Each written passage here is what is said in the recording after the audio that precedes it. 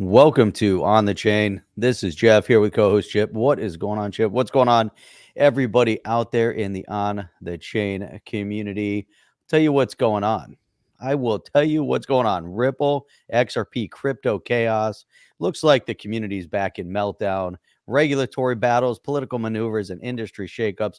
The one thing that's certain, all those people out there who said that the SEC or the Harris uh, Kamala Harris camp is going to be friendly to crypto. Guess what? They're not, because they're ratcheting up their efforts to dismantle and destroy crypto. So there's that. The whole crypto world, cryptocurrency, it's under fire. Key players and regulators making waves across the board. But you know who's standing up? There's a lot of us out there standing up to fight the fight. Cameron Winklevoss calls out Harris for her absence at the latest crypto roundtable, because guess what? They're not showing up to anything. There's so many things going on. We got to get into it. And it looks like FTX, and there's some crazy stuff going on there. There's some good stuff going on over in Thailand. And Chip, it's just like it's never ending. There's always something new going on. We got to get into it. Then there's more chaos going on over in England. Those guys are nuts. Yeah, there's so much to unpack and so little time to do it. But let's get into it. Let's go.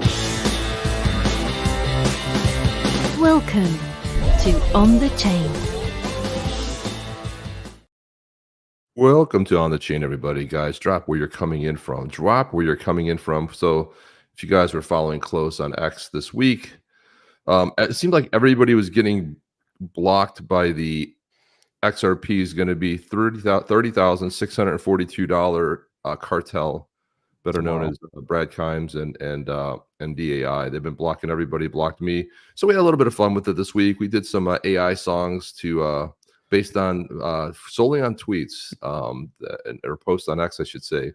So maybe we'll get into that here as well. But just had a little bit of fun, and Jim Pickrell, he put together some lyrics for like a nice song too that released. Hey, what's going on there? Okay. Detrick. Is it Detrick? Dietrich. Everyone give a quick shout out where you're tuning in from. That'd be very cool. Yeah, it's always good to see where everyone's coming in from. Look at that. Kevin Land, look at that straight out. What do you really think XRP price can be? Go ahead and pull it up. 53 cents. I mean, look. The funny thing, okay, so I just wanted to say for everybody, and thank you for that, Kevin. So appreciate that. You know what it is right now? 59 cents. 59, right on 59.60. I mean, XRP, let's face it, it was 384-ish at one point. Part of the issue is that this last bull run that happened back in 2018 when it hit its all-time high, 2017 going into 2018, and one of the things you have to keep in mind is that there was still no regulatory clarity, but again, you didn't have the SEC going after people. But when 2020, when the lawsuit dropped against them, almost every altcoin went on to have an all-time high. And you know who was absent from that? That was XRP. So XRP never even got close. I think, what's funny is during the lawsuit, Jeff, we got up to like $1.92 at one point. And David Schwartz started putting posts like, guys, take profits.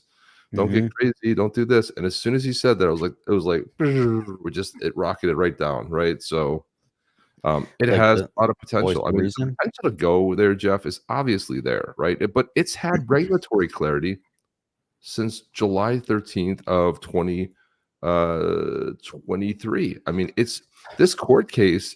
It was just about disgorgement. It was about a fine for Ripple. It had nothing to do with XRP. XRP has been cleared. It's the only, outside of Bitcoin, it's the only one that has regulatory clarity. So people making this lawsuit about Ripple had nothing to do with it. People are like celebrating, like, yay. I'm like, I don't celebrate. I mean, Ripple's a cool company, but I mean, they fought their battle and they supposedly hit them because they, sold to investors. But what was sold to us was a bit different thing. So it was exactly security. So exactly. And it's interesting, as we look at that as a whole, the entire narrative. I mean, if you look at the SEC can't go after Bitcoin, who are they going to go after? The SEC can go after Ripple as a company and building on the XRPL, using the technology, being the biggest player behind XRP and the XRPL. they're running around with a bullseye on their back. But it's not just that part of it. It's also the part that Ripple as a company is taking on the largest entity that moves money, or at least transact messaging that allows for the movement of money between banks across border. And that's the Swift conglomerate. Swift conglomerate made up of 10,000 banks all over the, I mean, that's a huge number of banks that are involved in that entity. And the one thing that was pretty obvious, that it's not going to go down quietly, and the government, there's a lot of strings that are being pulled from a lobbying perspective. So if the SEC is going to target anybody and they think they're going to win, they think they're going to take them down, first and foremost would be Ripple, because the messaging that could have sent, and it did send, at least within XRP, was that this is not allowable, and the industries and the current administration with all the unelected bureaucrats won't allow it to persist. And here we sit, and they're not stopping it. What kills me, Chip, is that with all of what's going on, is that there's still people out there right now that believe that after the last 4 years, the last 3.5, 4 years, they still believe there can be a reset.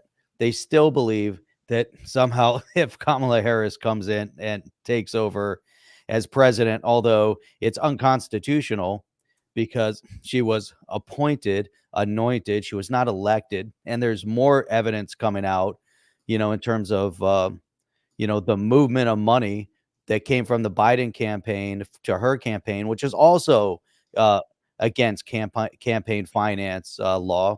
So it'd be really interesting to see attorneys starting to dig into that and opining about that movement of money.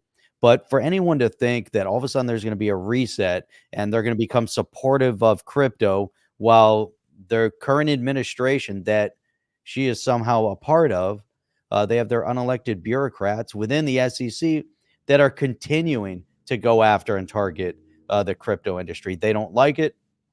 They don't want it. And then just look a little further south of the border and see what these leftist organizations will do to try to stop when you're doing something good.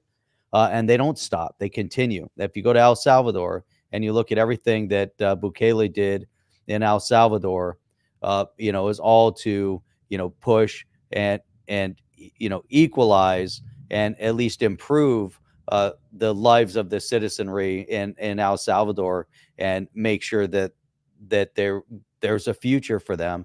And yet, as he was doing that, as Bukele is changing the foundation of El Salvador, and they're locking up criminals, these human rights organizations, these leftist human rights organizations from around the world, from these Western countries, came and told him that what he was doing was not permissible, and they tried to stop what he was doing, and they made every step of his process more and more difficult. And now here, if you think that within the crypto industry, that is a very decentralized framework that is meant to help empower the people, if you really think that the socialist Marxist leftists, and we're witnessing it on a global scale, and I would love to see anybody that adheres to that ideology, try to confront and say that this isn't happening. But across the globe, where you see socialist Marxist ideology taking root, their nation states are in collapse.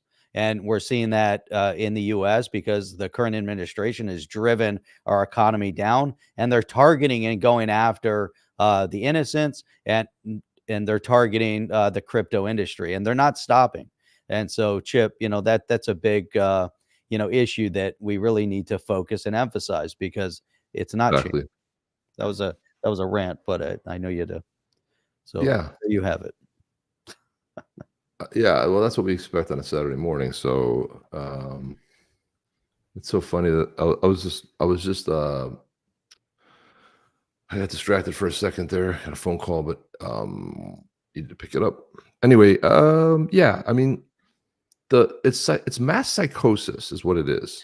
So they've got these rallies. They get some musician to go sit there.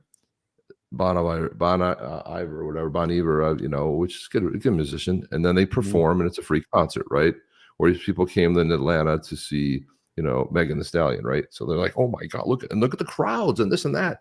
And then they show stuff from Trump's crowds, like when people are just arriving, and then they're posting that as live video, and it doesn't go on until 10 p.m. at night. So it's like this whole idea to try to discredit and have this movement of, it's pure deception. I mean, this woman has since she ascended to the so-called candidate position, has not answered one question, has not spoken to the press, has gone and done the same speech. They took 3 speeches when she was in Michigan and Wisconsin and somewhere else. Same exact speech. Gives the same speech, says nothing. There's zero on policy. There's zero on what she's going to do. But then she put out this video. I don't know if you saw the video yet, Jeff, about fixing the border. She's going to fix the border. She was in charge of the border for 4 years, but now she's going to hire more agents. She's going to have more of this, more of that. You have to be stupid at this point to believe a word of it, because actions speak much louder than words. And if your job was to take, now you're going to do it. Okay. Well, all you have to do is go have a conference with the president and tell him to reinstate Trump's border policy. It's over. It's done. There's wait in Mexico, until you get asylum, and you can be waiting for 4, 5, 6, 10 months, and nobody comes anymore. And that's how it works. So it's this whole thing's ridiculous. I mean, it's the fact that people are just like falling for it, and then what they're doing is they're buying all these influencers, and influencers are speaking out about it. I mean, to their I would say probably detriment in some ways, because they're speaking out, so something could end, some bad things could happen to them, but they're like, yeah, they want to pay me $50,000 to put a post, and it's not organic. It's all manufactured. So any potential excitement, and then yet I see, more and more people speaking out like, no, I'm not. Why would I vote for it? No, and then like the inconvenient truths of, well, it's the whole thing's bizarre, Jeff. The whole thing is absolutely we've reached that tipping point, Chip. That's the issue, is that, and the tipping point really is the swing of the pendulum also. But we're starting to see the chaos is completely revealing itself at this point. The facts are out in the open. The mass legacy media is embracing the lunacy of the left. It's very clear. There's still a lot of lunatics out there that are embracing the lunacy of the left. But as an overall, people in this country, people in countries around the world, they don't want it. They don't believe in it. They don't want it. You have this minority of beta leadership that is in charge right now. You have a lot of beta males running around the world that once you give them power, if you give a male power, then they become more aggressive with that power, because they know they don't really have the power. They don't have true leadership.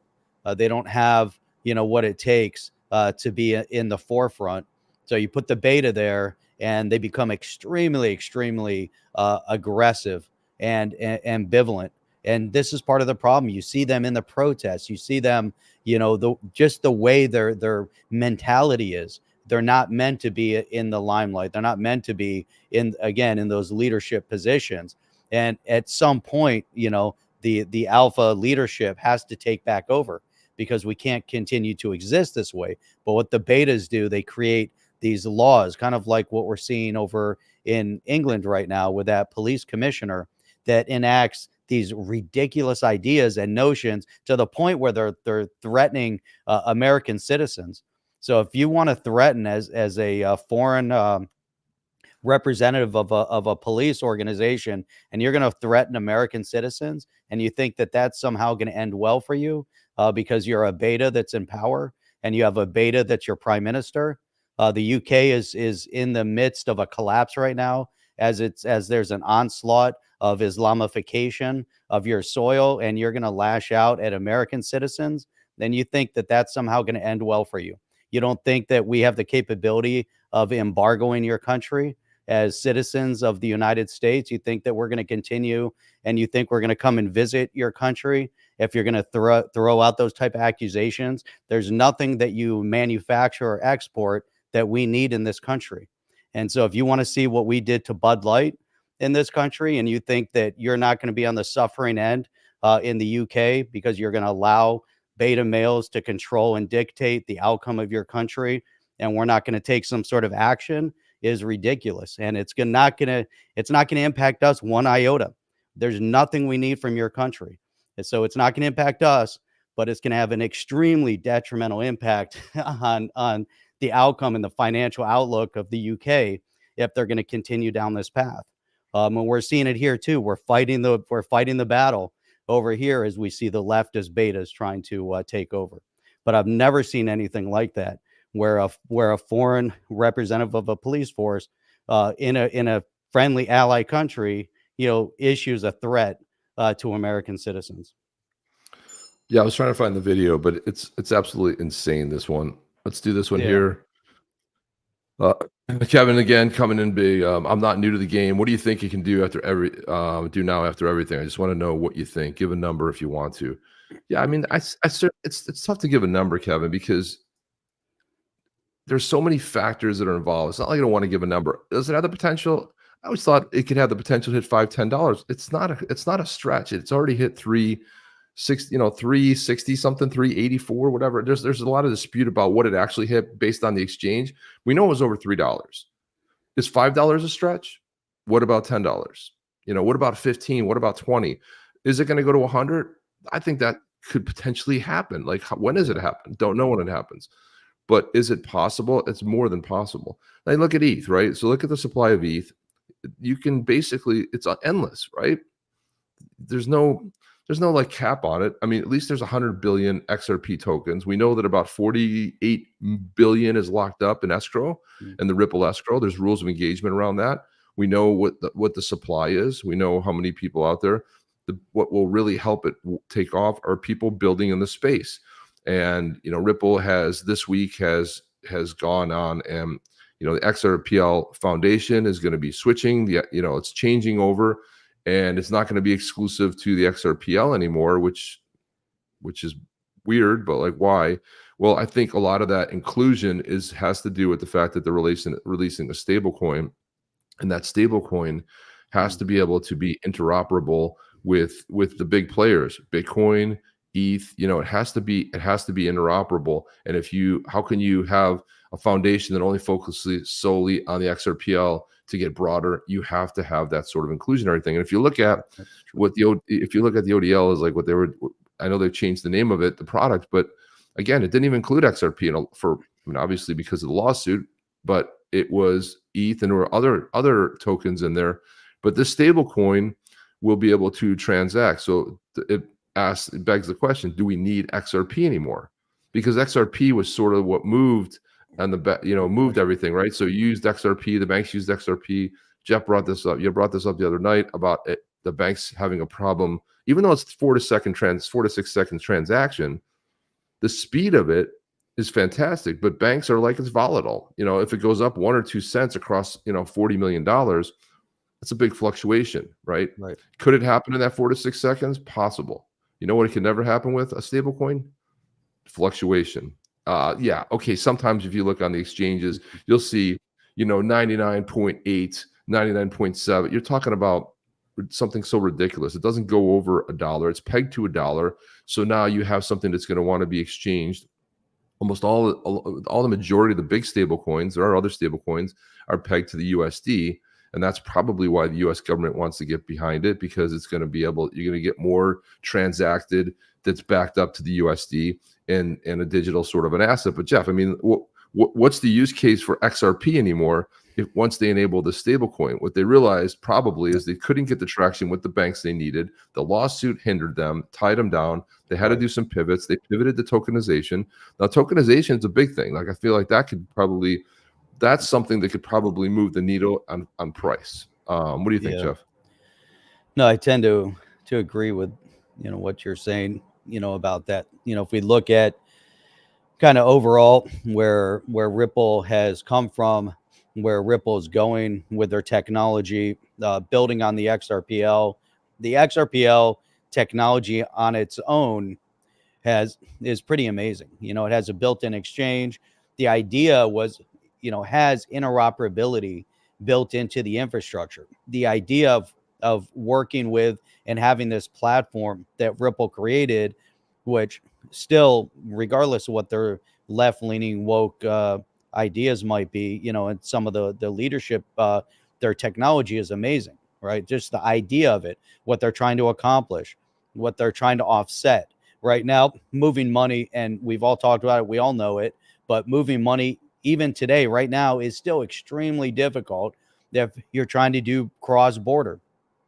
Even if you're doing banking within the US, trying to move through an ACH or a bank wire, there's still a cost involved in it. There's still a delay involved in it. It's not instantaneous transaction from a business perspective, although you don't have to wait too long for it to happen. But when it does transact, there's zero visibility to it. So if you think about just overall what Ripple is trying to accomplish now, was it the delay? Was the delay of the rollouts? Obviously, we know there's still regulatory hurdles within the U.S., which definitely must have had an impact on the development of the technology, because we've seen it hinder the development of other technologies. But if there's a regulatory issue, banks are going to be less. They're going to be more reluctant to utilize the token, which would be the XRP. That would be, the one aspect of it. The other aspect that you bring up, which I think is an interesting dynamic, because we brought this up before, which is why do they really need the XRP? Because much of what they were doing was done without XRP. They could use the technology without the token. Then, if you fast forward to now having a stable coin, what do banks want? They wanted stability. And even if it's a fast transaction, if you want banks and financial institutions to start moving into this digital framework, then you probably want them to hold some digital asset. You don't want them just to transact, although the primary idea was to move US dollars to, let's say, to a pound, and you want to move it from bank A to bank B. You can go through their technology. It goes through the exchange and automatically delivers pounds and almost instantaneous, using the XRPL and using XRP on the backbone.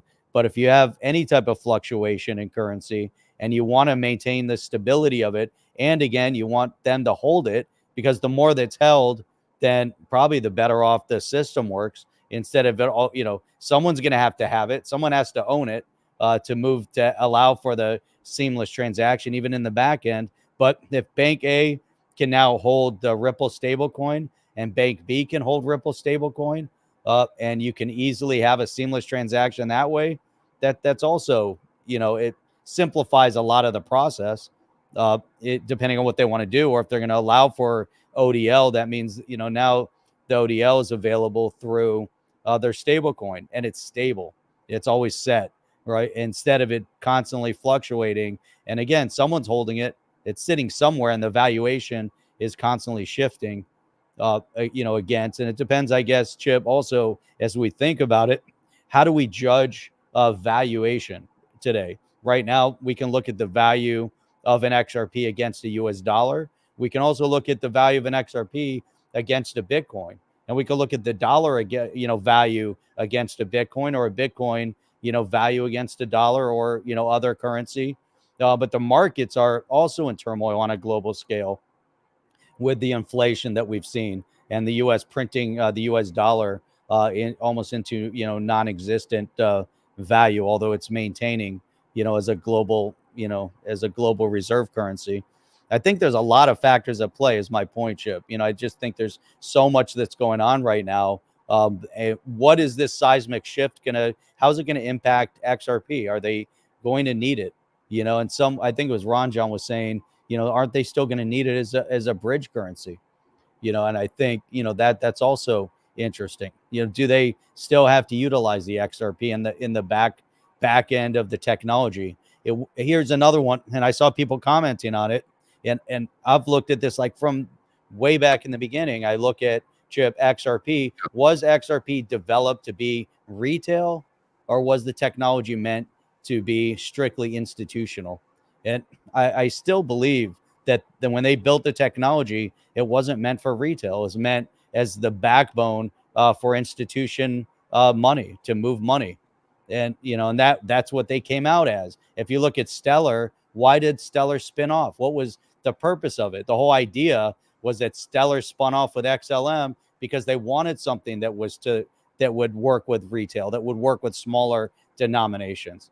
That was the whole, that was one of the, I wouldn't say the whole purpose. There might have been some other issues, and he had to spin off and create his own thing. But that was what they were promoting. They were promoting retail, small numbers. Ripple and XRP and XRPL, it's meant for big numbers, big volume. So if there's big flow of volume going through the XRPL, and if Ron John, and it's utilizing XRP in the back end, and you have the stable coin out there that's using XRPL, the infrastructure is just getting going. So there's still a huge opportunity out there. I believe as the entire space it's trying to find its way. We're nothing's set in stone right now. I think we've overcome a lot, even from a regulatory perspective, because of this lawsuit. I think we're in a completely different space now globally as far as all cryptocurrencies. And you're seeing Bitcoin is adopted in many different countries. And we're going to see, a seismic shift. I think that didn't answer anything on price valuation or anything like that. Kevin says we all know what it can do. Right. It's good you told everyone the history. For new people, I just want a simple number. I'm just not here to get it. Yeah, I just want a number. I don't think I have a number. I have a number. I would say, but I'd say like somewhere between 5 and 10. It's not out of the question. I'm going to say somewhere between 5 and 10 that I believe in the next. We haven't seen it go there. I mean, it has the potential, but it would take something. It would, it's not just going to happen overnight. But I think that in the next year or two, I think it has the potential. If we start seeing it rise, more people jump in and start going in. Because as you started seeing it rise up to $2, a lot of people got in and just kept that price going. But yeah, 5 to 10 would probably be fine in the near term, the next 2 years, potentially. Again, and that's probably what it's going to take. I think you're right with that. Also, that it really is going to be based on, there has to be a little bit of FOMO involved in it. People are going to want it. Right now, what's maintaining the valuation of Bitcoin, other than it's a globally accepted value? People around the world accept that Bitcoin is currently valued at 60,000, and that's it. There's nothing else holding it up. It's very, very scarce. Look at this. So Crypto Eddie, give her some credit here. This is great. She says, flex your OG Ripple knowledge. In 2013 and 2014, what was the use case for XRP? It always cracks me up when I hear people say that XRP was created for the banks. So if you look here on the screenshot here, this was back in Ripple Labs. So Ripple Labs was giving away XRP, and they kind of crossed some of this stuff out. Anyone for an internet connected computer and Android device can participate. They already gave away 80,000 XRP. They had 146,000 or million. What is that? A million? I don't know exactly. 1.2 million to be given away today. Can you imagine they were giving away that much XRP back in the day? They're just giving away. Now you can't even get Ripple to pay. You can't even get them to finish the grant program. They've only basically given out 15% of that, and they reject people like Panos, who will be on the show soon, who is who's one of the good voices in here, and one of the people who is doing good and who has a project. A lot of people have projects. I look at Dirk's project, X Spectre, one of the number one projects on the X. What he's trying to do is, and with in this metaverse, and the sponsorships he has, and the amount of folks that are coming in, and the fact that he's done well. Now, has he done well by historical numbers? Given the amount of people that can participate in the XRPL, and the amount of money that he's made is absolutely incredible. And he can't even get a hello by Ripple. This is an organization, and Ripple doesn't give a squat about that. Ripple is looking at their shareholders as they should be. They're focused on their shareholders. They're focused on turning a profit. They're 300 million that they got in funding.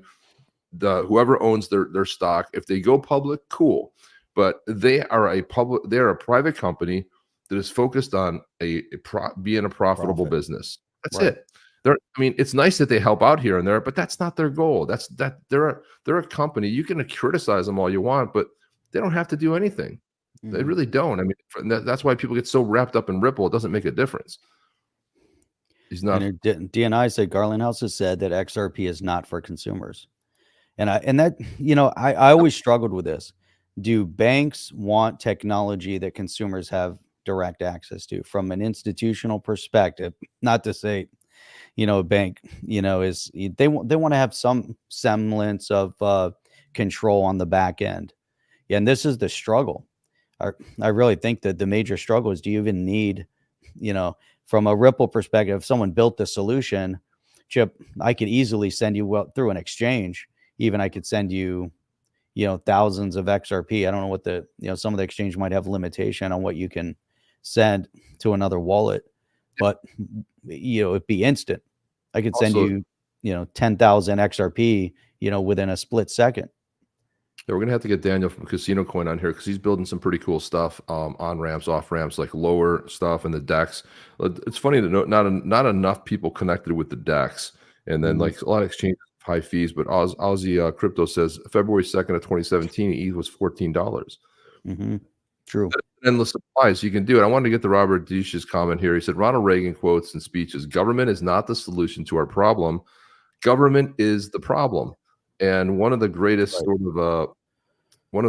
sort of speeches that he had given was this one. So the 9 most terrifying words in the English language are, "I'm from the government and I'm here to help." That's right. So this is where, when government's going to solve your problems, I don't care. Government's not there to solve your problems. Government is supposed to be there to get out of your way. But the same way we saw in the US, this is what happened. So you can know that what runs through the left is the similar item. So we watched in the US as people were getting canceled, and people were, Twitter, back when it was Twitter, getting their accounts canceled and everything else, until a billionaire stood up and said, "I'm going to buy Twitter. I'm going to change the name." Now you can, without, sometimes I think, can I say this? I can say anything, as long as you don't violate the rules of attacking people physically or threatening them. Okay, you can say stuff. Now I can put my thoughts out there. And who has a problem with that? Oh, the left. They want to cancel him. They want, in England, they want to arrest people that are going to post stuff. You post a meme. So this is where we're at, guys. We don't have free speech anymore.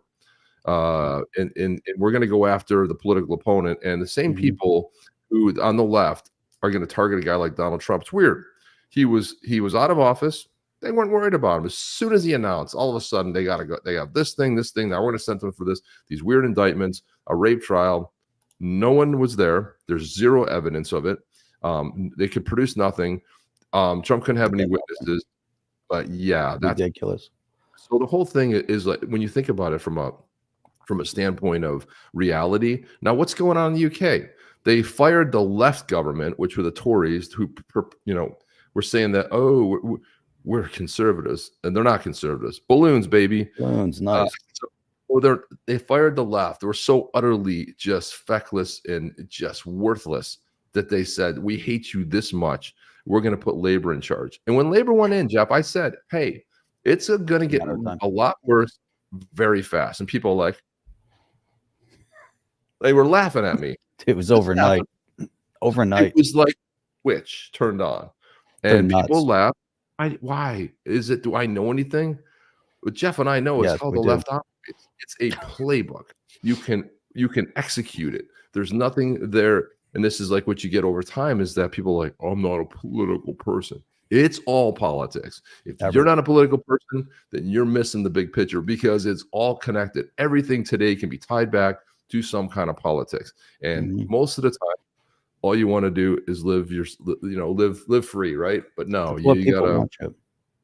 That's what people want. And Jeff, I wanted to put this up too, because this is something we were talking about before. Hang on. Before you throw that out, let's just go through some of these key comments that we have here. Rodrigo, Ripple may use both XRP or the stablecoin, choosing the best of them, speed, cost, strategy at the time of each transaction. I like that. And there's a good possibility of that too.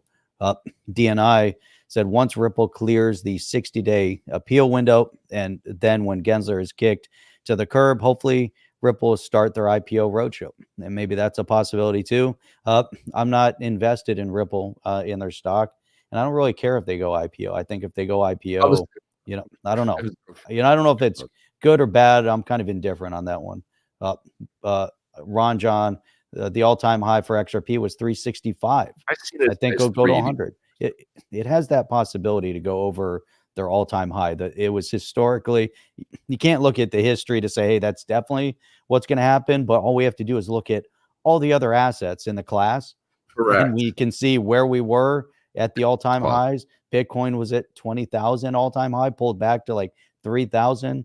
And right before the lawsuit was dropped, XRP was over $1, well over $1. Everything was moving in a positive direction. Whole market's green. Lawsuit drops. XRP tanked. It was all tied in. People lost confidence, which is what they wanted. They wanted to show, that whole connection. Ron John, besides a bridge for cross-border, XRP has other uses within Circle, micropayments, etc. They can be utilized technology-wise. It could be interesting. El Jefe, Trump 2024, the only vote. Huge support from El Jefe. Truly appreciate that. That's a really nice one right there. It's the only vote, period. I'll tell you what it is, El Jefe. It is the only platform that has adopted a pro-crypto stance. Yeah, you could say, well, wasn't Trump president when Jay Clayton on his way out the door did that? Yeah, he was. But you know what? When the new administration came in, what did they do? They got even more aggressive. They went after, right? So you can say one thing or another, but look, if you're going to change your mind, it's got to show up somewhere. It can't show up in language. You know how it can show up for the Dems? You stop Operation Choke Point 2.0. Nope, they've ramped that up. You go ahead and you stop Gary Gensler and you demand. Now they can't fire the guy, but if the right Democrats come out like Harris and says, "Hey, I am today asking for Gary. We're making a turn on crypto. We're going to be pro-crypto. I'm asking Gary Gensler right now to issue his resignation right now." Right? That's what that would. Okay, you don't have to talk about. We think they're going to make a turn. You can do some simple things without even. You don't have to say anything. All of a sudden, we got the news like, "Oh my gosh, the Dems said that they want Gary Gensler gone." Okay, there's something. Zippo. They're going to have conversations. Rokana, who's out of California, he's having crypto roundtables, and he's going to bring in Mark Cuban. He's going to bring this guy in. And you know what? Talk is cheap. Talk is cheap. Actions matter. And if your actions don't match, I remember telling my girls this at an early age, when you start dating boys, watch what they do, not what they say.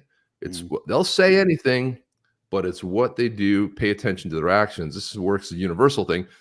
You can sit there and talk a good game, but it's cheap, at the end of the day. But look at this, Jeff. I wanted to show. Hang on. Sorry. If XRP is not for retail, then why can we buy it? I don't think it was meant and created, my opinion, that it was created for retail. Not saying it's not being used for that, or it's kind of moving in that direction. I just think there were other purposes of why it was originally designed and created. Devon Steve is saying that a lot of what DNI said 5-6 years ago is actually coming to fruition. And then let's go into what you have. And then we have two comments here, DNI, and another huge support from Kevin Land. Kevin just keeps dropping big support and big questions. So we'll have to cover that here after. We appreciate that, man. Yep. So look at this right here. I just want this is now Elon Musk has got behind this. I'm just gonna look at his feed because it's got some of the best things that I've seen around the internet. So here you go, an immigrant girl. Now, this is what happens when you don't enforce rules and you don't care about it, and the breakdown of society. It's biblical, right? You can go back to Moses on the mount coming down, and you've seen all kinds of weird stuff, golden calves and orgies, and right. This depravity has been going on for years, but we're seeing like justification. And again, an immigrant who raped a 13-year-old girl in the UK was allowed to walk free because he didn't know rape was illegal. So this, when this is okay, and you live in a country where you're going to be okay with this, you're bending the knee. Okay, post opinion on social media leads to years in prison. So he didn't know, and this is throughout. Right, here's another one. Here's Tim Walz signs a bill that removed anti-pedophile language from Human Rights Act. Removed it. Okay, here's another one. Ricky, I'm not going to get in that one. It's a little bit. So with this one right here, here we go. Tier 1. Asylum seeker ordered to pay $2 a month for assaulting an emergency worker let off for the community service because doesn't speak English. If you don't speak English, get out. If you can't participate in society, you're gone. Free Here's tier 2, Steve Mullen, jailed for 26 months for shouting and gesticulating at police. Okay. This guy stood up. This guy said something. This guy said enough's enough. And he's in jail for 22 years, 2+ years, right? They're patriots. This is tyranny, Chip. It's utter and complete tyranny, which is why we have the Second Amendment in this country. That's right here. Here you go. Cameron Armstrong, 18, from Belfast, charged with rioting despite his lawyer stating he was only gone to the area where the protest took place. Does that sound familiar? January 6th? And who let him in? The police. And who, who orchestrated it? Well, first of all, you can't have, this whole idea that the people were there protesting, an insurrection is to overturn the government. Why were the people who were Trump supporters trying to overturn Trump? It makes zero sense. This is a narrative that plays on the left, and this is the kind of thing. So he was there. How many people from J6 got arrested? One of the things the reason we split from the whole idea of splitting off from Great Britain was the whole idea that we had the right to a speedy trial. 3 years later, 3.5 years later, zero trial, zero charges. This is insane that we're allowing this kind of stuff to happen. How about Chip, this? I had someone at a meeting Thursday, a political elected official, and she happened to have been there in January, and she brought up some really good points. She said, "Have you ever been to a Trump rally where people leave early while he's in the middle of speaking? Never. No one ever leaves, right? People wait in line for 24 hours to see Trump speak. No one's leaving early from his rally." And what was happening is that she said in the middle, as he's speaking, right, there was a staging ground. And she said she came in, she was in security, and she's watching everything that's unfolding. She said, there's something off here. There's something not right. And there's, staging areas, and there's like food and coffee and a whole different area, in this staging zone. And she said, this is, they were preparing, for the protest or the riot, whatever you want to call it. But whatever group was organizing at that point had nothing to do with the Trump rally. And it was separate from, and that was the first wave that went in, and you saw the people scaling the walls and things like that were on video. There were so many, just inconclusive fact. There's things that just don't, 1 + 1 in this scenario isn't equaling 2. There's just stuff that was off. People that observed, people that saw things. Did people get involved and go inside the Capitol? Yeah, obviously. We saw that. But then people that are getting arrested, there's narratives that are at play right now, Chip, that are crazy stuff that's happening. And as you see the leftists that are taking away your freedoms of speech, again, these beta leaders, they're stripping you of your freedoms. Look at what's happening at the exact same moment. They're stripping the citizenry of their freedoms. They're allowing these illegals to enter into their country, and they're giving them all of your rights. They're giving them more rights. They're giving them the freedom. They're giving them your money. It's a complete transfer of leadership and population centers. And, and this is the chaos that's ensuing. Why won't they stand up over in the UK against this invasion on their shores? And when the patriots do rise up, they label them as these right wingers, and the legacy media is a participant in the overthrow of the population centers in those regions. And I'm watching X on a continuous stream, and I'm watching stuff that's unfolding over in Ireland. And you're talking about small population centers that are being overridden by these illegals that are being brought in and allowed in by the governments. And you're seeing that in other parts of Europe, where now the percentage of population of illegals has now exceeded the local population, based on percentage. So something's at play. There's a big shift in narrative. The people coming in don't care about the country. They don't have a passion for the country. And it's really scary. But why is all this critical, Chip? How does this impact financial stability and the crypto marketplace as a whole? And this is the thing where I say, what's incongruent, out of place, is the whole idea of decentralization doesn't fit with left values, right? It doesn't, because leftists are all about control. That's hate speech. Label something as hate speech. And by the way, free speech, there's no such thing as hate speech. If you want to call me names because of my race, because of my background, whatever, all right, I don't have to listen. That's how free speech works. If you want to say demeaning things, you want to call groups of people, Christians, Jews, make up the funny names that they call, okay, great. You have the right to say that. I have the right to not listen to that. But to label hate speech, there's no such thing as hate speech. Hate speech is an invention by the left. And so they'll call everything racist and hate when they don't have an argument. It's like a nonstop thing. And so you see this guy here. I was just following orders. So you see an SS officer with the thing. I think I've told the story here before where I came out of a pub with some of my English mates. We come out and it was like late and I was spilling in the street and somebody got into a little bit of a fisticuffs, and one of these goofy guys wearing a yellow thing here, they're like, you know what, here, when they're wearing that little yellow thing, they're on the side, the road workers. Right. And we wave to them when we're going by. Like, first of all, the uniforms are ridiculous. The hats are ridiculous. They're feckless people. So I saw like two women and a man, these cops, I don't even think they have guns. And this guy, they're trying to like subdue him. And I was over there with my phone and I was recording it. And she goes, "Sir, are you recording it?" I go, "Oh yeah, I'm recording it."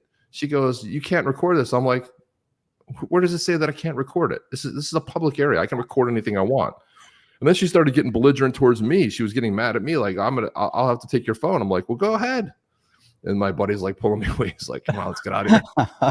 She was a little rabble rouser, right? He's like calling me away, and I was like, "Okay, let's get here." Look at this guy right here. You're a rabble rouser.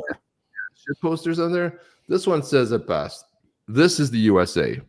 There is no one coming to rescue if things go sideways. Nobody will be resupplying us. No one will be airdropping food, ammunition, and medicine. There is no place to escape to for freedom. This is it. The U.S. It's over for everyone. Instantly. Done. Globally. So on a global scale. Don't think you have like some sort of like a magic shot somewhere. It's over, dude. It's over, Johnny. Over. And look at the DNI spoke with B of A business account rep a few years ago. He said, "We are working with Ripple, but nothing that is consumer account facing." In the back end, it's interesting. There are a lot of things that were going on. I do believe, I remember we had talked about that a couple of years ago with DNI as well. Let's get to it. It's been a while. So here's Kevin Land. Appreciate all your support today. I know you've got some really great questions. So let's say, okay. So my last question, if you want to answer it. If you want to answer, Jeff. Okay. He's just kidding. Want to answer? Okay. Well. Okay. If you want to answer it, what do you think, Chip? Oh wait, there's more to it. Okay. Best return if you don't have to answer. What do you think? What crypto will be the best return? Oh, people, the best return. Highest amount of risk are meme coins. That right there, right now, if you can get into a meme coin at 0.000004 and it goes up to 0.002 and you can buy millions of this, you can make a phenomenal return. It seems the ones that have been pulling the best returns have been meme coins, right? But those are also the ones where you get run. So you got to know, you got to kind of time it to get in right and get out right. But if you're looking long term, I still think utility is going to be it. If you look at even Ethereum, like if you look at Ethereum, it was $14 in 2017. The reason it took off is because of the development that was going on, right? It was a massive development. Everyone flocked to it. There wasn't any development going on. I mean, even if we look at the Lightning Network, it's still okay. You're still better off using the XRPL to move money. I think long-term, Bitcoin will hit 250. I think it'll hit 400. I think it'll hit 500. I think it can do big numbers like that.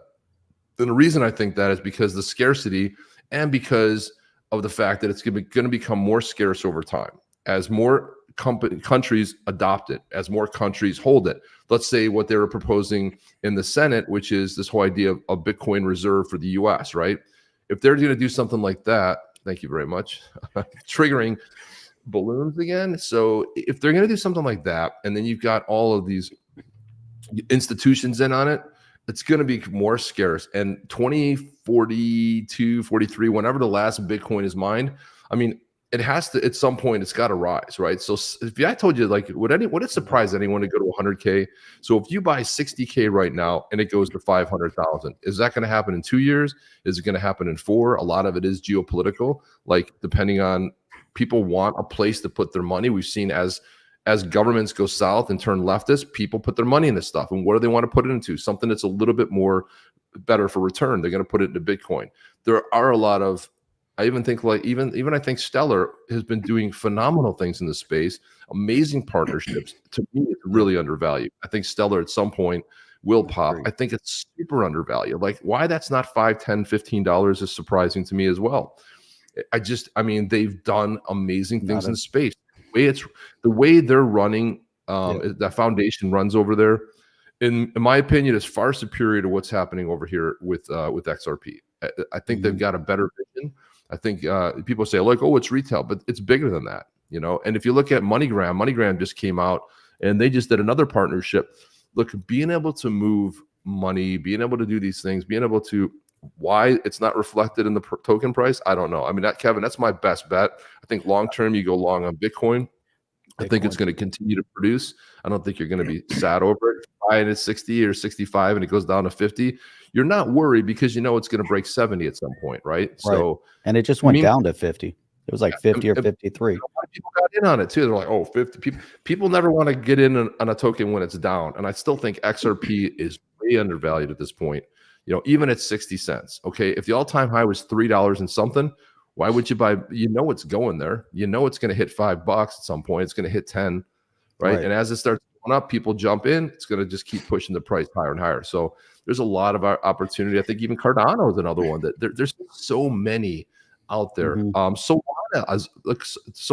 they're like $1 something, but Solana can go to 1,000. But Solana can be the next. And they're like, who cares? Nobody cares. You see, nobody cares because the developers are all working on Solana. It's taken a lot of what used to be over on Ethereum and it's pulled it over on Solana. Solana to me, is that if you said $1,000, not a problem. $1,500, not a problem. Could it go up to $3,000? Yeah, we saw it happen with ETH. So go something like Solana that has development and a lot of excitement, and it's pulling a lot of the NFTs. I think people criticize Solana all the time, like the network goes down, and yet nobody gives a rat's behind. So anyway, that's just my and Chip. If you look at the 24-hour volume of Solana at 3.2 billion. Yeah, I mean, there's a lot of movement with Solana, but then I'll double down on what you said in terms of development. You know, Ethereum is where it is today because of all the development, because of what the Ethereum Foundation has done, because of the ERC20 tokens, because of that recognition of what Ethereum, was for, and it was first mover advantage as well in the smart contract space, and just the idea of it. Bitcoin, first mover advantage, store of value, not going anywhere. Big companies like MicroStrategy and a lot of big players, a lot of big financial institutions or countries are slowly moving into the adoption of Bitcoin in their treasury, as you brought up what they're thinking about here in the US. Bitcoin, I believe, we haven't seen anywhere near where its capability is or potential is. Ethereum as well. Ethereum was sitting at 3,500. Now it's at 2,600. Obviously, the market as a whole shifted backwards. XRP didn't budge much when the whole market shifted backwards. It went down a little bit.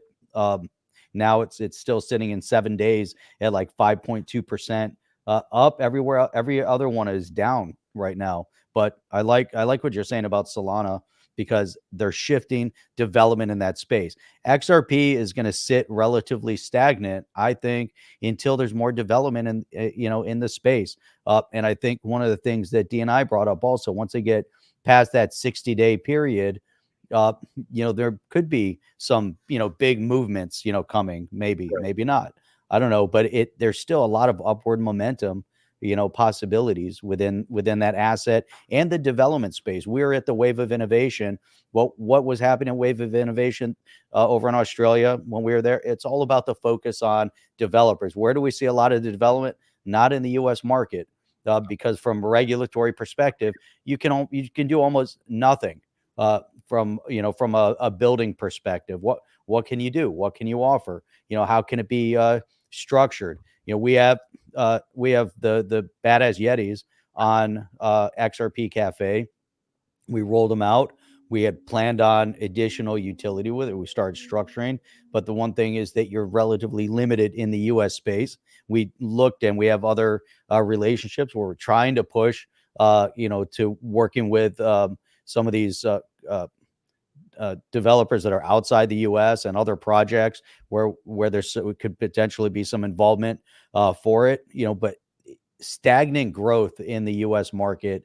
It's all about what's happening outside the U.S. market, because if you look at adoption over in Japan, in Korea, if you look at some of the things going on over in Thailand right now, from a regulatory perspective, they just rolled out a sandbox for regulatory beta testing, or however you want to call it, over in Thailand. So there's stuff that's actually being moved forward. The ball is moving down the field in a lot of other countries.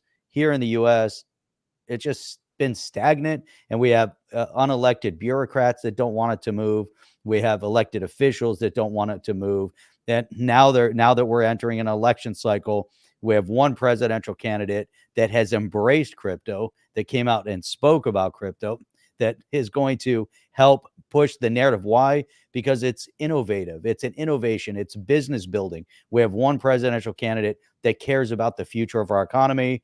Then we have other politicians all over the U.S. that want to reverse course, and they just want everyone to be reliant and subservient to the government. So it's completely, it's a complete, it's interesting. Yeah. I said a coin. Don't F your listeners. What's your pick and say it? I thought I said it. I told you what it was. Bitcoin could not be the best return. I said the meme coin's the best return. The meme coins right now. I don't know which one. It's, they it are doesn't matter. Research, but there isn't one. A lot of we don't really have one. I don't know. I do appreciate, the support, but again, you're going to get our honest opinion. We're not going to cater to a particular type of question. But right now, unfortunately, the meme coins are your best return. They have zero utility. Plenty of people get rugged. Now, why do you think all the celebrities jumped in? On every celebrity now has a meme coin. If you didn't have a chance to make a shit ton of money very quick, and before that project closes out, there's a window on those meme coins for most of them. Oh. Meanwhile, Doge is still, trucking along out there. Look at this here. So Cameron Winklevoss says this guy has been phenomenal. The Winklevoss, I'm just so impressed with their stance and the fact that they're speaking out. Harris, a no-show, again, for the latest crypto roundtable. But don't worry, she's really into crypto. She gets it. Progress is being made. We just can't point to anything at this time, right? So funny. And then another one. So this is funny. The most interesting comical part of the Crypto for Harris plan, there's a Crypto for Harris on X, is the nuanced crypto policy approach, as if being nuanced is an appropriate corrective measure for an administration to try to nuke our entire industry. I guess it's mostly peaceful war on crypto, right? It was just like on CNN when they had mostly peaceful protests as it was burning, cities were burning in the background. It's a nuanced, you know what this means? Bullshit. That's, I'm going to call it out right there. A nuanced crypto policy, right? And then you have this one here. Today, the Fed confirmed that Operation Choke Point 2.0 remains in full swing, provided valuable insight into how this works, and verified that the Harris crypto reset is a scam. The Fed revealed all of this in a 13-page enforcement action it issued this morning against crypto-friendly bank Customers Bank. So they went to this crypto-friendly bank, and they're basically trying to close it down. If you were on the left and you work at Ripple and you're somebody, pull your head out of your ass today. If you want to go ahead and make some movement, well, it ain't happening on your side. So stop gaslighting us, okay? You can believe with all your might and hope and wish, but it is not happening. And until we see something that's real, when an administration has the power to say, hey, we're stopping Operation Choke Point. No, they just went after Customers Bank. Here's another one. This is Caitlin Long. They went after her bank. They harassed her. They wouldn't give her the license. So here we go. Ellie Terra put this out. New for me, crypto executives clash with Democrat leaders in a heated Zoom meeting. The juicy details from Ro Khanna's second meeting with crypto leaders, right? So another good piece. And thank you for Ellie for doing amazing work. She is the best reporter, in my opinion, as far as what's going on in crypto, and timely. Breaks a lot of stuff. Caitlin Long says, well, no freaking duh, folks. Another tense moment occurred when Ademayo told the employee attendees that banks and regulators were not actively trying to cut the industry off from the broader financial system. In response, a crypto executive asked those in the call for a show of hands of whose firms have been denied banking services because of White House policies. According to 2 attendees, nearly all industry representatives raised their hand. It's BS. It's a false narrative. Everything's manufactured, just like everything I'm saying. They want you to believe that the reason Harris is so well liked, people are showing up at her rallies, no one's going to Trump rallies anymore. How about your record for the last 4 years? Can we talk about that? No. You know what she's talking about, Jeff? She's not even talking about her time as 3.5 years as a VP. She's going back to her prosecutor days. There's nothing to pull from. I was in charge of the border. I was in charge of AI. Like there's a buzzer for everything she has failed. And people are like this, walking around like zombies, like, oh my gosh, this is fantastic. And then so a Trump protester said something about Trump. She said, if you want Trump to win, then just say it. And they're like, oh my God, she owned that protester. I'm like, there's mass psychosis going on right now. These people are seeing one thing, but believing yet another thing. There's zero reality, and they're just completely checked out, Jeff. Yeah. Yep. It's so crazy. It really is. It is chaos right now. You know, if you think about the insanity of all of it. And how do you have, first of all, how do you have a presidential candidate that wasn't elected? Right? She's appointed. It makes no sense. It's never happened. Right? The party that talks about democracy, they never talk about the constitutional republic, but they talk a lot about democracy. And democracy is majority rule, you know, and so the minority always gets the short end of the stick, but that's what they want. That's what they like. The problem is their majority is dictated by a minority of, limited minded individuals. Here's the problem also. So forget about the fact that we're in constitutional crisis. That you have this person being appointed as a presidential candidate and taking the money of the previous presidential candidate, which you're also not supposed to do because there's some campaign finance issues that are going to be talked about. Typical for what these leftists do. They continue to move down. They continue to infringe on the rights of people, and they do things that are not constitutional, and it doesn't come out until it goes to court. But there's been kind of their modus operandi, and so now, Chip, we have this issue that you also have this candidate who also then, to your point, typically, if you have an incumbent candidate, a vice president, they're going to talk about how great their last term was in office with the president. Look how amazing things were, and here's what we're going to run on. If you look at George Bush Sr., wouldn't have got elected had it not been for 8 years of Reagan, right? George Bush Sr. couldn't have stood on his own to get elected as president, but it was running on, hey, look what happened over the last 8 years, with Ronald Reagan. And now people are like, oh, it was great, so let's bring in George Bush Sr. And he was a one-termer, and he was out. Nobody wanted him. And he also said no new taxes. Well, that was part of it. Well, we also had Clinton come in at that point in time also. You had another candidate that took 15% of the vote off the Republicans, was just enough to put Clinton point. Up. That's a good point. Ross Perot. Ross Perot was a distractor. Yep. He took 15% of the Republicans, just enough to cipher it, just to give you the fact that he said, read my lips, no new taxes. Well, there were new taxes, and this is why you have a typical rhino failure. Yeah, exactly. But despite all that, it would have been a dynasty. It would have been 16 years. But because you had a spoiler and Ross Perot, Jeff, you need to be a politician. Kevin Land, that's funny. I think it's between the two. Plumber is like a super sticker. Thank you guys. Appreciate it. See the super sticker. Crushing it today. Appreciate you guys. Super sticker. We got to log into YouTube to see the cool super sticker. It's got to be something. Enjoy it.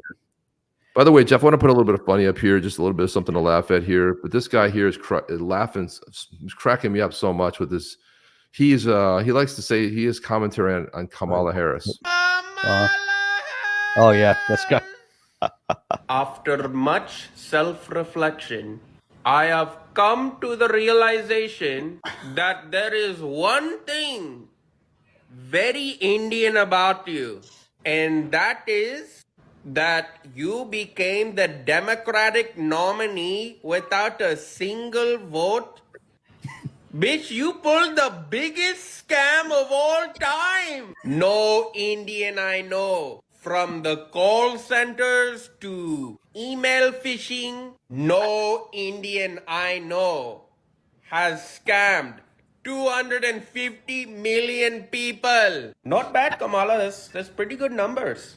If you manage to actually win the election, you will have pulled off the biggest Indian scam of all time. From here on out, your new name is not Camel Toe actually. It is now Scamala. Scamala Harris. Don't act like us. Don't act like us. Don't act. Who's Like that. That was funny. Tom T is saying, I hope America isn't as bad as you say. I take it that it really isn't. No, I don't know that it's as bad. I think we have horrible, corrupted politicians. And we have, the thing is that the majority of the people in this country are right of center. And they are. a minority are these lunatics on the left that you're seeing. And so you're going to see, what's that? Control you, Jeff. They want to tell you how you think. Right. Yeah, that's And they're all that's betas. you're just spewing these. We have to fact check you. Look, if your ideas are strong, you don't need a fact check. You can let the people always decide whether you have a strong argument or not. If you have weak ideas, we got to fact check. We got to go in and tell you why you're wrong. Well, why? If somebody believes the earth is flat, who cares? If they believe it's round, who cares? If they believe the moon is made of cheese, are you going to be like, we got to fact check that? That's BS. We got to fact. It's not made of cheese, and there's lots of evidence it's not made of cheese. Like, who cares? Like, so if you say something that most people would deem ridiculous, or are you saying stuff that most people do not find ridiculous, or are you worried about people getting behind ideas that are strong, like freedom and decentralization? We don't need a representative anymore. We can become decentralized. At some point, one government's going to become decentralized, where the true voice of the people is going to matter, right? Yeah. Where you're not going to have, look what happened in Venezuela. The same machines they had here, the same overcounts, the same overrepresentation. They closed it down because the opposition was strong. The exit polls, this was a mirror of 2020 here. Everything that happened there, but everyone's like, oh my God, it was so fraudulent. And the exit polls, they had 65 to 70% going for the challenger. And meanwhile, we had the same numbers here for the exit polls. We had all the same evidence. People are like, you're an election denier. How dare you speak out against this thing, right? So This is the whole thing of this control on the left. I wanted to play a Kennedy supercut, Jeff. We need something to laugh at. Matt Dodger, leftists do not research anything. Milk latte drinking, avocado. I love him. He's the best. He's by far the best. Milk latte drinking, avocado toast eating. Life is hard, but it's harder when you're stupid. Can I take cocaine with my spouse? No, sir. No, sir. I did not call Senator Sanders an ignorant slut. I'm not talking about buying it, but let's suppose I came in one day and the cocaine was there. People who are bilingual. They speak English and stupid. I don't know why we have to give money to countries that hate us. They should be able to hate us for free. Looks like we're giving Lindsay Lohan the keys to the minibar. President Biden is sort of like Kevin Bacon at the end of Animal House, the Cantina bar scene out of Star Wars. They wanted it like Ben wants J-Lo. I'm like Bluto in Animal House. I'm just fat, drunk, and stupid. Frankly, I can't, because I can't get my head that far up my rear end. Stick it up there, fact checker. They can kiss my ass. Somebody at the White House has been smoking the devil's lettuce. Okay, we cannot run the greatest economy by putting fairy dust and unicorn urine in our cars. You're able to get off the pot. My car doesn't run off fairy dust. My car doesn't run off unicorn urine. The spending porn on pet projects, it's just chock full of spending porn. There's an enormous amount of spending porn. Next time you get in trouble, call a crackhead, call a criminal, call a meth head. It must suck to be that dumb. I don't mean disrespect, but the mayor needs to take her meds. Christmas ornaments, drywall, and Jerry Epstein. Name 3 things that don't hang themselves. That's awesome. He is just something. That's assume he's talking about Harris. Yeah. Oh my Jeff, God. Yeah, it's too much. I mean, he's such a national treasure, this guy. He really is. I mean, he on so many levels. So this week, Jeff, something monumental happened, and I don't know, for some reason I kind of brought up at the beginning of the show, but everybody was blocked by what do you got? You got the phone ringing there? How's that going on there? No, I don't know. How can that phone be ringing? You don't have your Phone's Chris ringing. filter on there? What's the matter? Oh, know you the can Chris hear it? filter? Oh man, You hear it really? ringing? This whole time my crisp isn't on? That's crazy. So just to let you guys see this, so I got blocked by Of course it's not on. I got blocked by Brad Kimes, and pretty much everybody else was blocked by him. So disheartening to be blocked by Brad Kimes, especially after sharing good times and meaningful conversations, including he came on our podcast often. We were, I don't block people because I believe in free speech and the value. Well, so I thought it'd be a good idea to do some AI tunes on this. And so I took Oh my God. what I said based on the comments. So I wrote, I took that part of that right there. I took what Moonchaser said for the chorus. We're all investors in the space, and though some of us thrive on optimism and speculations, others prefer a more grounded approach. Yeah, I've been also blocked by Brad Kimes. And then, good morning, this Moonchaser other bit. And then the chorus again, and the bridge was by Manny Moons. We're now in a world where people can't have differing opinions. We are regressing as intelligent beings. And then Moon Lambo checked in with, I've just checked that I'm blocked as well. So this was all written from, this AI tune was all written from, let me put this up here. Let's listen in here. Let's see. Do I have it here? Yeah. So this was all of the, let me go ahead and pull up the video. There's a couple of, let's see. Here it is right here. So this, everything I just kind of showed you right there, this is the actual video for it. Did it pull up, Jeff? There it is.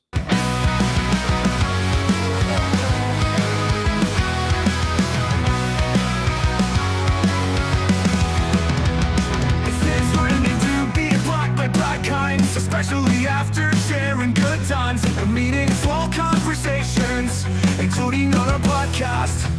I don't block people because I believe in free speech and value the exchange of ideas, even with those who disagree with me.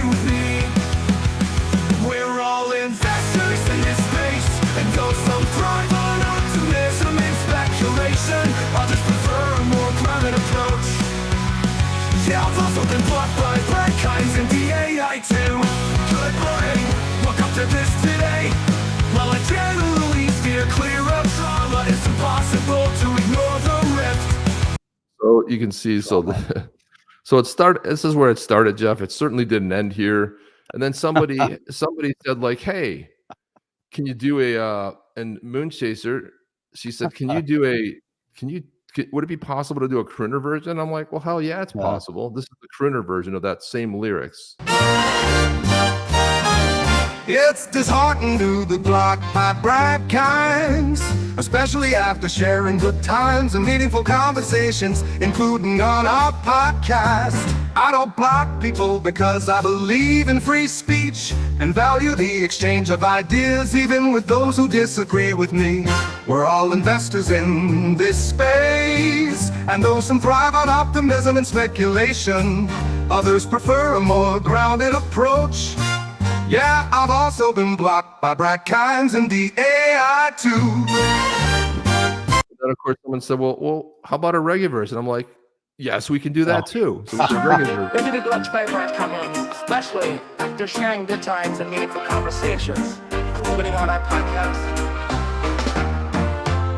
I don't block people because I believe in free speech and value the exchange of ideas, even with those who disagree with me. We're all investors in this space, and though some thrive on optimism and speculation, others prefer a more grounded approach. Yeah, I've also been blocked by Brad Kimes and DAI too. Good morning, woke up to this today, while I generally steer. I mean, AI is crazy, Jeff. It's insane that you can write a prompt, you can throw some lyrics in there, and it can create something like this. And then, well, somebody said, well, I can't wait for the country version. I'm like, let's go with the country. So here's the country.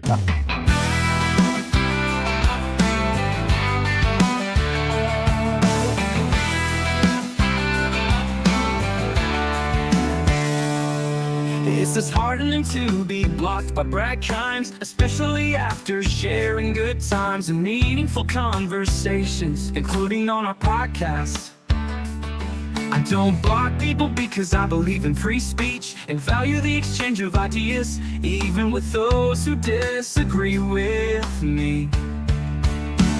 We're all investors in this space, and though some thrive on optimism and speculation, others prefer a more grounded approach. Yeah, I've also been blocked by brag kinds and DAI too.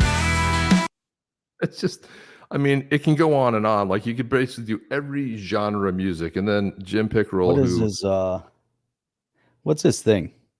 who's that? Brad What Combs. thing? Oh, it's Dig X. at Dig Perspectives. You're probably Oh, blocked that's too. right. I am. Everyone's blocked.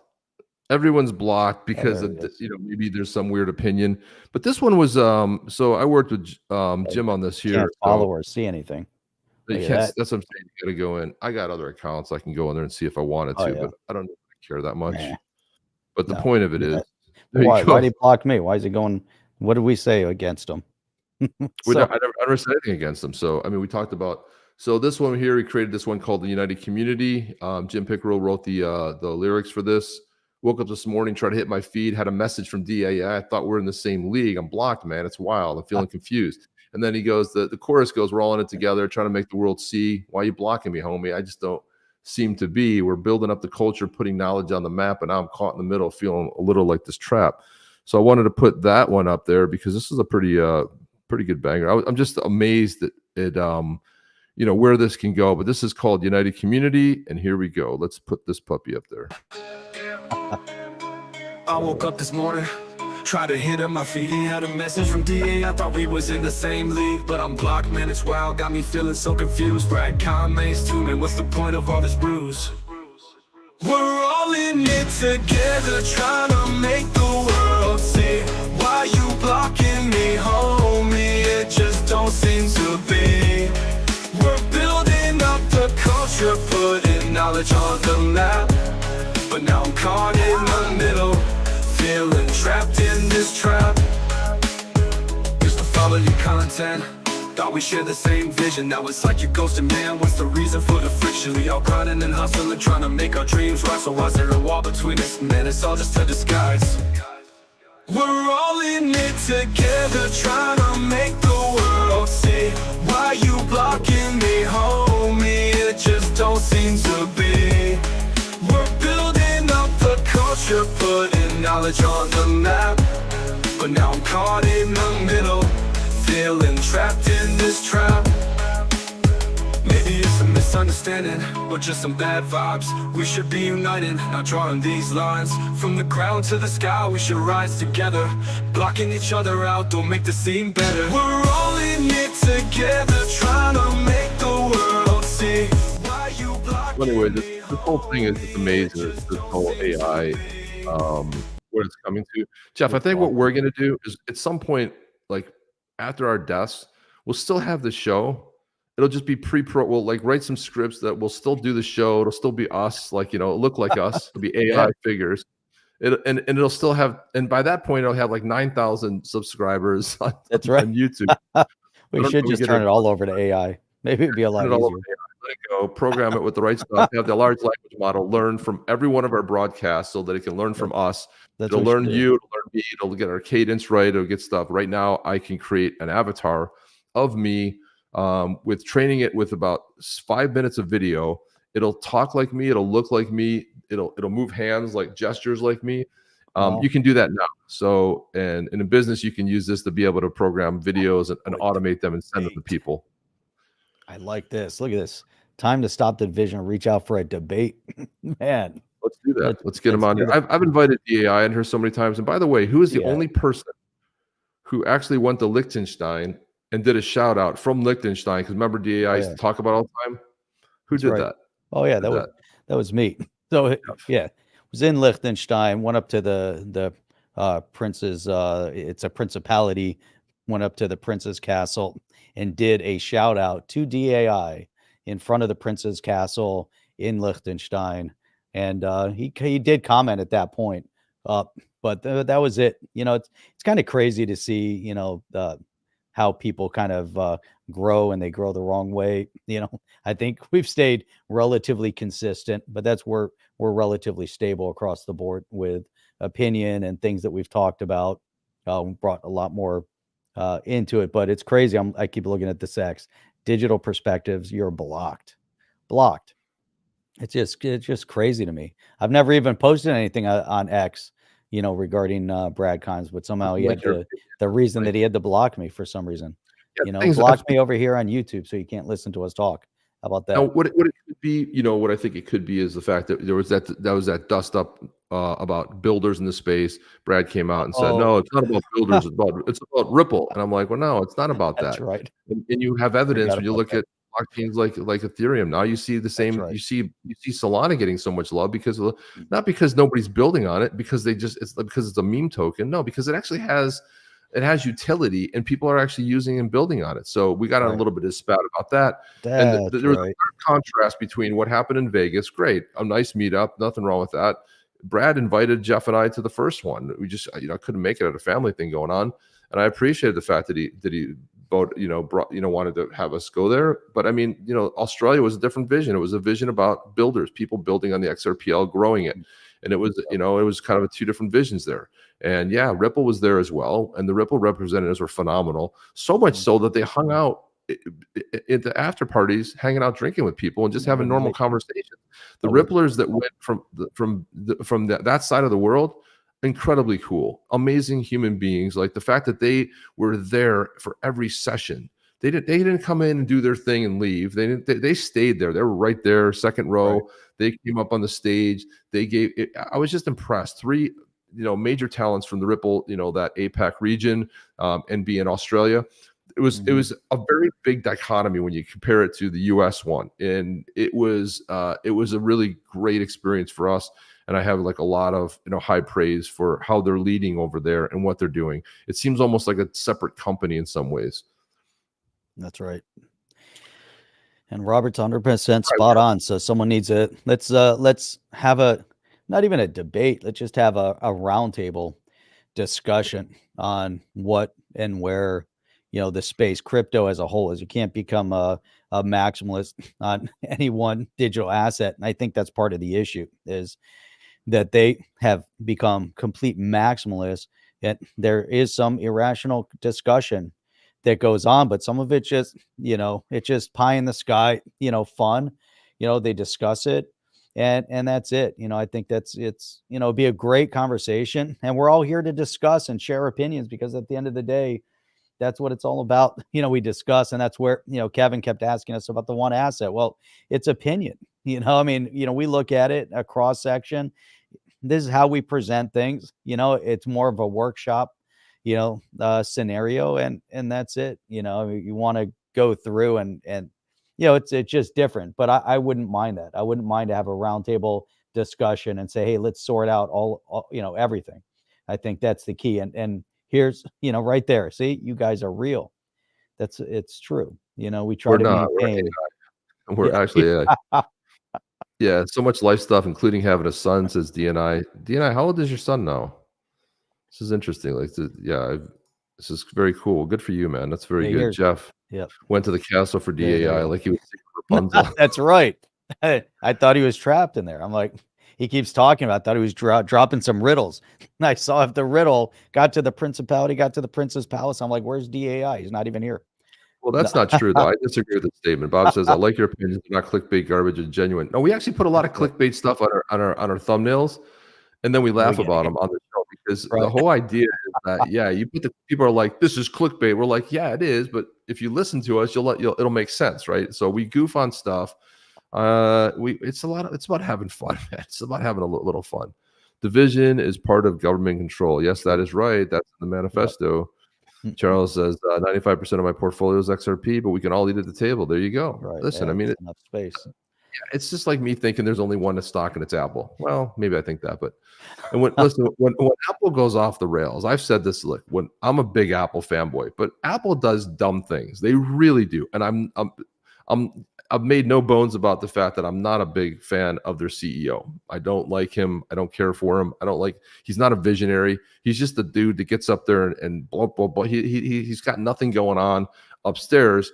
When you let Johnny Ive walk away, you're over. Okay. When you let one of the greatest designers of the last century and this century walk away, you've lost it. Okay. So to me, having somebody out there just as a figurehead, it's disappointing. And the same thing with Ripple. Listen, Ripple's doing a lot of great things, but sometimes they do things that you're going to hear Jeff and I call them out. But if you're going to be a fanboy, sometimes nobody's going to agree with everything we say. They come in here and they don't agree with me. I'm on X and people are disagreeing with me left and right. Do I block them like a little, soy boy bitch? No, I don't. We go back and forth. You say this and they say that. We try to be as respectful as possible. I found very much respect. There's a lot of people that I go back and forth with. We goof on each other. We make funny things. But again, that's what makes the world go round. You just go like, oh, I don't like this conversation. Block. Listen, that's your prerogative. You have every right to do so. But I just feel like you should, if you're going to put something out there, and you should be able to back it up. Otherwise, keep your opinion yourself and people are going to like it. And I'm finding out, Jeff, as I've shifted a lot of from crypto to politics, a lot of people don't like it. So there you go. I mean, there's a lot of people that just don't care for it. Yeah. There you go. People don't get the politics of it all. And, you have to have it. Like you said it before, everything's politics.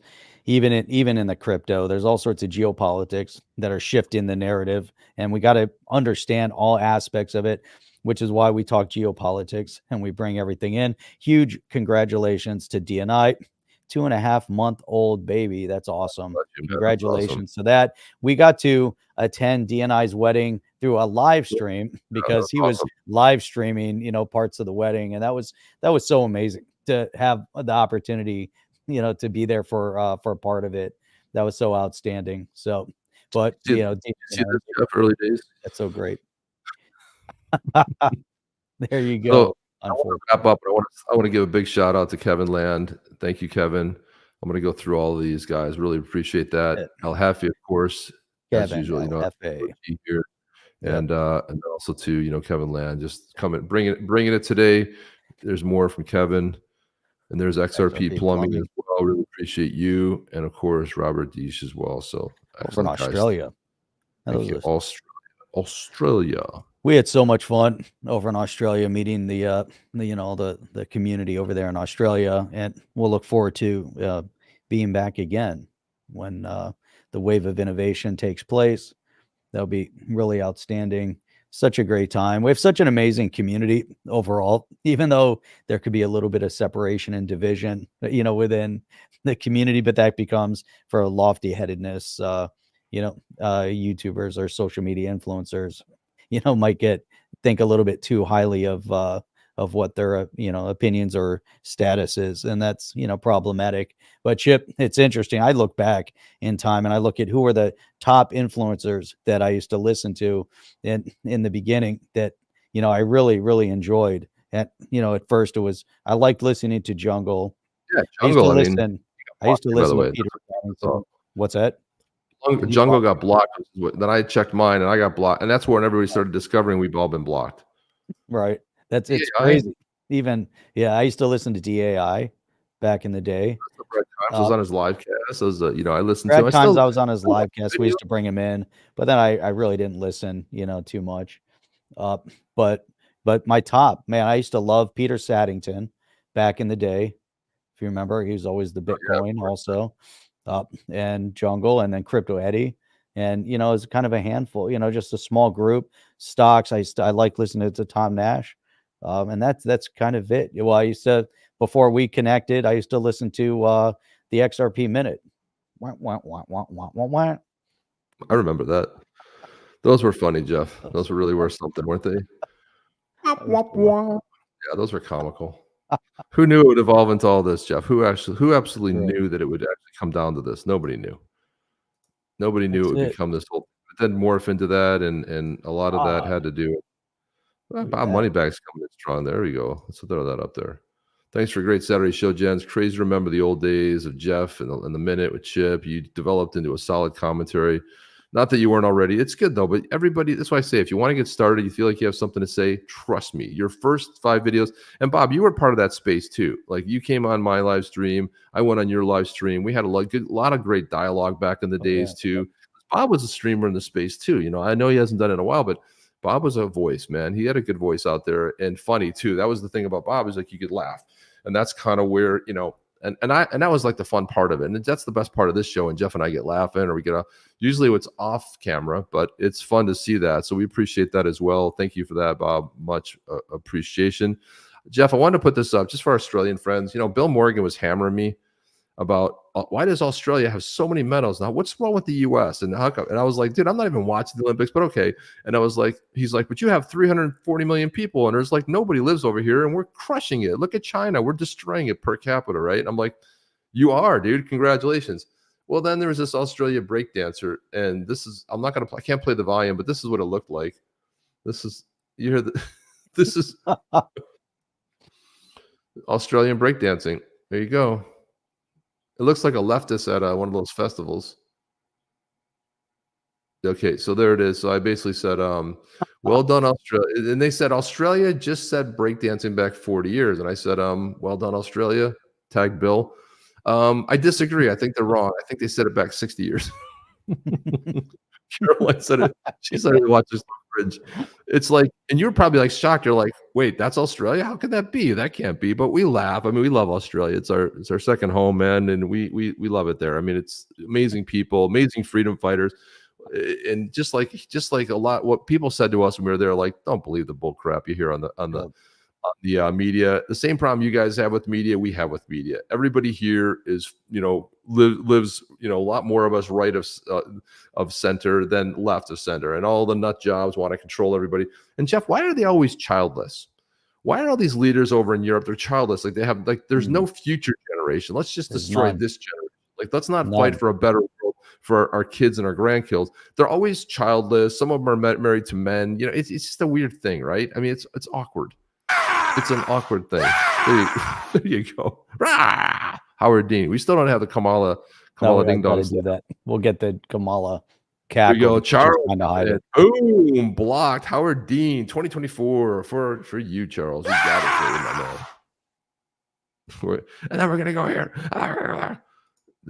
Bob says, I was in college getting my invoice/diploma while working, or I would have done more. It's worth a shot for anyone to try streaming. Yeah, it certainly is, man. And you can be like us. You can lose. You can, after every show, you can lose 7 or 8 more people. Not from any recent videos. They just disappear. Who knows? I don't know. We're on a downward trajectory at this point. So, you know, who really knows? Who knows what's going to happen? That's not breakdancing. So having a temper tantrum. Yeah, it looks like a leftist at one of these rallies so here. Embarrassing. Rally. Did they medal? I don't know. Did you medal, or he, or whatever it was? I don't know, Jeff. As I said, I'm not really watching it. Oh yes. So Caroline has know. promised to have lemon trees on the stage at the next wave of innovation. Yeah, we got to hang out with Caroline too. That was a lot of fun meeting her, you know, and I mean, meeting so many amazing people. And it was funny that Tony was here the other night when I was having this conversation with my my other crypto bud, who incidentally went to the same high school as I did, from the same town. We discovered this, and we're both big Bills fans, so we chat a lot. And he had asked me, like, hey, dude, did you bring any Buffalo Bills gear over there? I'm like, no, dude, I'm not going to bring any gear. He goes, you think you're running anybody that is a Bills fan? No. 5 minutes later, I run into this guy, Tony. He's like, I'm a huge Bills fan. And I was like, what? Who's fucking this? Is weird, right? And so Tony was on here the other night. He was like, hey, I'm Tony from, I forget where he lives. And he goes, but, you know, I was the one that met you at the Wave of Innovation. And I was like, yeah, this is great, man.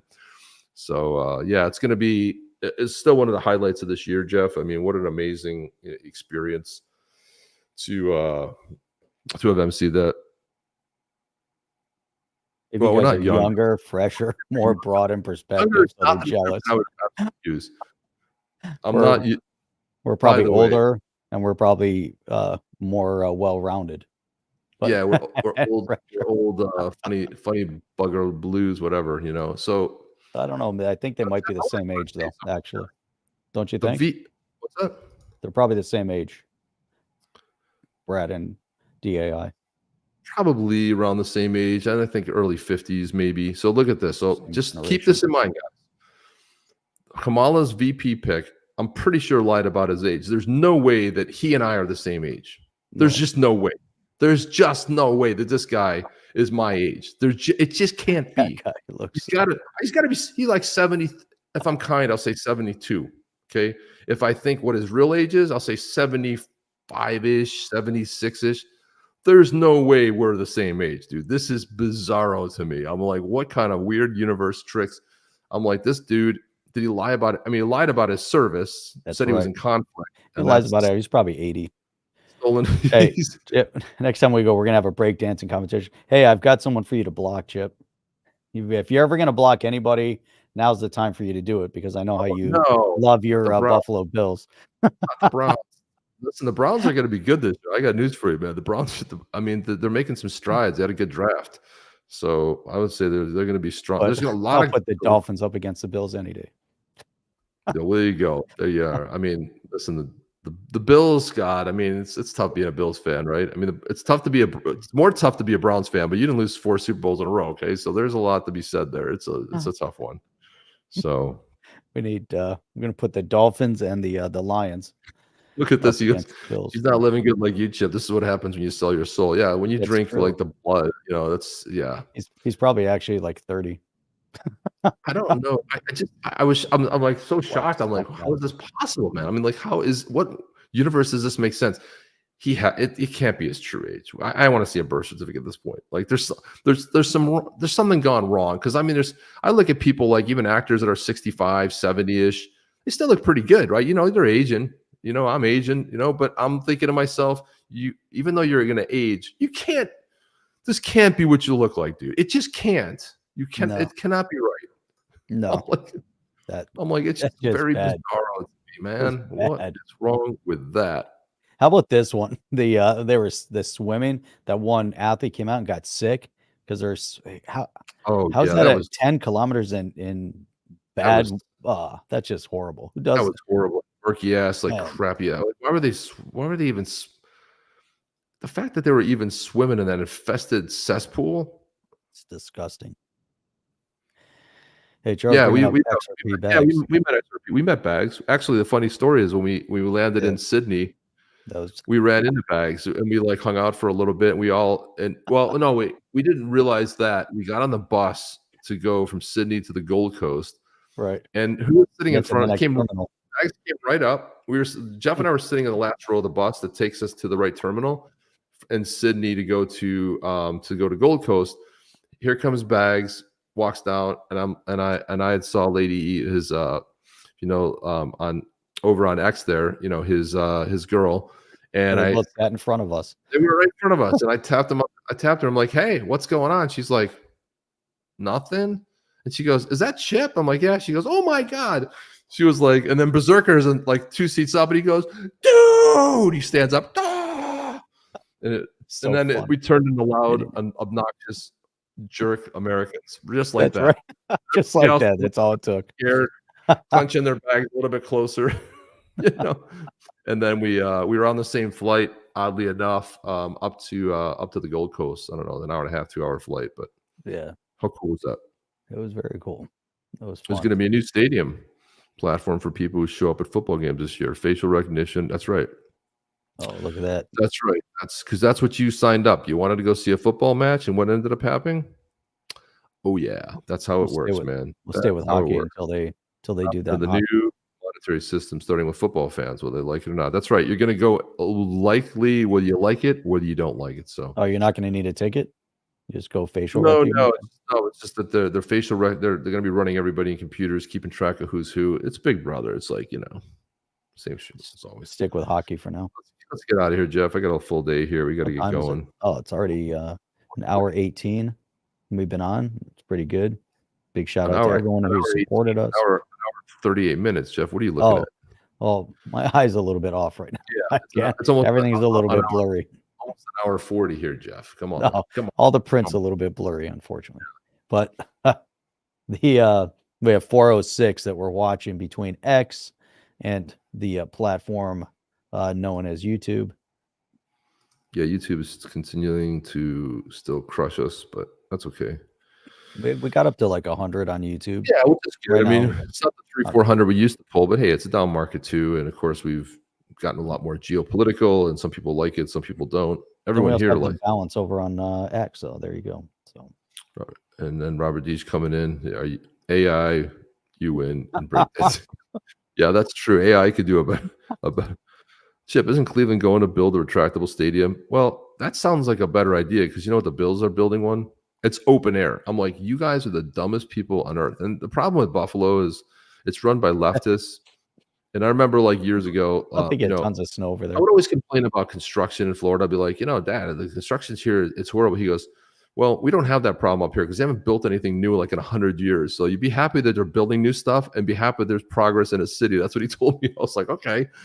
I'll never forget that. And I was like, he goes, no, things are crumbling over here. They're bulldozing blocks of houses for being, decrepit, and they're not rebuilding them, and they're just being overtaken. I'm like, okay. So that's what ends up happening. So I don't know if they're actually, who would know that better than me. It would be Bob Moneybags. If he's still here, he would know. Thank you and good night. Thank you and good night. Where is the thank you and good night? Do we have that? Thank you and good day. Good day, sir. Good day, sir. Good day, sir. I wish we could play that. We can't because it is. Yeah. Thank you and good night. There we go. And there it is, guys. We'll see you guys tomorrow night. I'm probably not going to be on tomorrow night, but we'll see you guys. Jeff will be. I might not be on tomorrow night either. Yeah. All depends. I was invited to speak someplace at an event, so I may speak, may not speak. There you go. Runs, I think it's at 7. Oh yeah, you won't be on there. So no show tomorrow night. Maybe back on Wednesday. So back on Wednesday, guys, and we did almost 2 shows here, so it kind of gave it the. That's right. We're going to split it in half and post it tomorrow night. Yeah. Holy shit! Like, let's not do that. That's a bad idea. It is a bad idea, but anyway, you can go. Yeah, thank you. Anyway, we appreciate all of you coming here. Appreciate all of the contribution. It really helps pay the bills around here. We love it, guys. And that's all I have. Jeff, anything before we get out of here?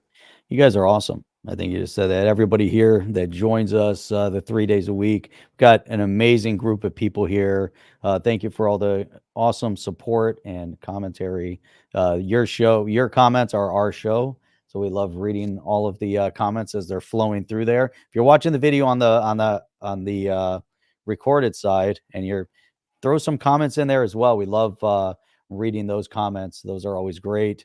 And then we'll see you guys on the next one. That'll be Wednesday, 8 p.m. Eastern Standard Time, unless for some reason I don't go to the speaking thing tomorrow and go to the event. It's a political event.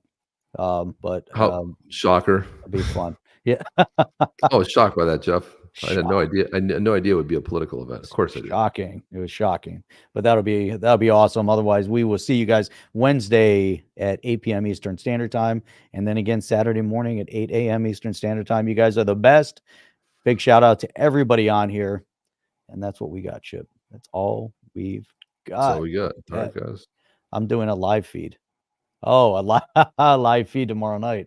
You should do a live. You should do a live feed on your. That would actually be good. Set up a camera and go live, and then imagine that.